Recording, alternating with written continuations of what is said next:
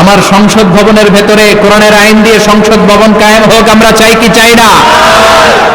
সেনাবাহিনীর ভেতরে দরবার হলগুলোতে যখন আলোচনা বসে কোরআন মাঝখানে থাকবে, চিল্লায় বলেন ঠিক কিনা? দেশের সবগুলো ক্যান্টনমেন্টের ভেতরে কোরআন থাকার দরকার আছে না নাই? সবগুলো আদালতের ভেতরে কোরআন থাকার দরকার আছে না নাই?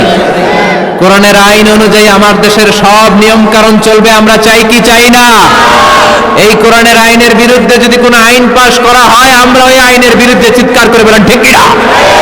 আমরা এই কোরআনের জন্য সব বাজি রাখতে রাজি আছি, আমরা জীবন বাজি রাখতে রাজি আছি, আমরা দেহের তাজা রক্ত বিলিয়ে দিতে রাজি আছি, জোরে বলেন ঠিক কিনা?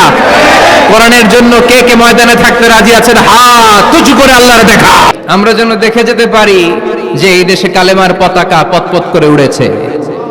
আমরা যারা ইসলামের পক্ষে, এটাই আমাদের অপরাধ। আমরা ইসলামকে একটা বিজয়ী শক্তি হিসেবে দেখতে চাই, আমরা ইসলামকে পার্লামেন্টের ভেতরে দেখতে চাই, আমরা কালিমার পতাকা পতপত করে উঠছে এটা দেখে যেতে মরতে চাই, চিল্লায় বলেন ঠিক কিনা?